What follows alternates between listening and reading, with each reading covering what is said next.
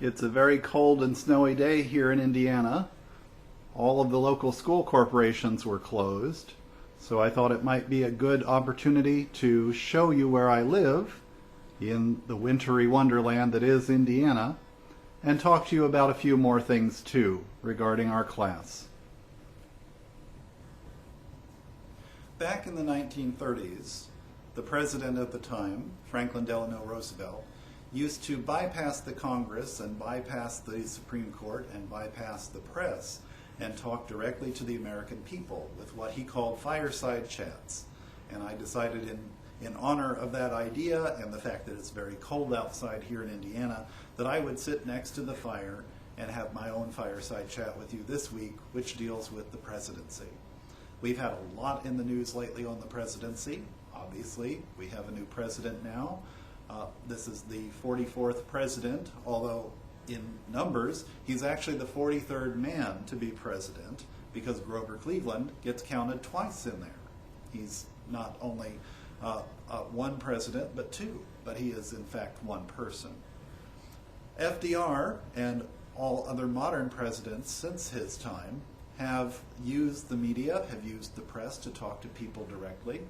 George W. Bush used to talk directly to the people. He did so quite a number of times as his term drew close to an end when Congress tried to oppose his efforts to fix the economy in different ways. Barack Obama is also very good at using the press. Bill Clinton is good at using the press. But they're also good at bypassing the press and talking directly to the people in the hopes that they can get support directly from the people who voted for them. Although to be president of the United States does not mean that you necessarily got the most votes.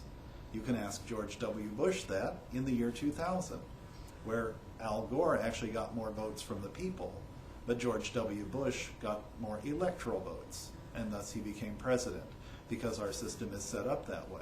He wasn't the first for that to happen to, and he may not be the last, because our electoral system is set up to balance out various states' interests in addition to the interests of the nation as a whole. There are arguments on both sides for the Electoral College. The presidency is a complex institution. It involves a lot of different things, including being commander-in-chief, including appointing the various cabinet members, which we have been seeing this week as well with the confirmation hearings. Hillary Clinton is now Secretary of State. Timothy Geithner, who had tax problems, is now the Secretary of the Treasury.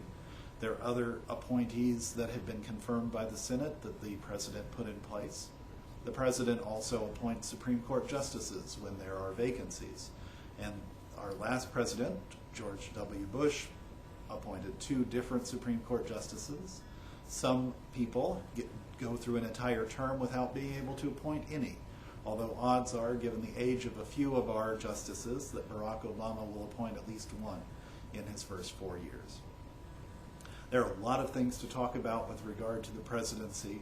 We don't have a discussion board this week, but you'll find that at least one of your essay questions in the exam for the midterm, which is this week, will deal with issues of the presidency. One word on the exam. There are essay questions that really need to be essays. Do not please just simply put up a list or a 1 or 2 sentence response. Essay does mean essay, so I will be looking for substance and writing there. And do make sure to cite your sources as you write. The other portion for the exam to please be aware of is that you can open and close the exam as often as you like, but each time you open and close it, the answers in the multiple choice will be scrambled. So each time you open it, the numbering or the lettering will change. The answer itself will still be right or wrong, but the numbering will change. So make sure you have the right answer and not just the right number or the right letter. I've had a few people stumble over that and it becomes a problem. So let me know if you have any questions, and I wish you luck with the exam, and I will hope to have another video, perhaps not next to the fire next time, for our next assignment.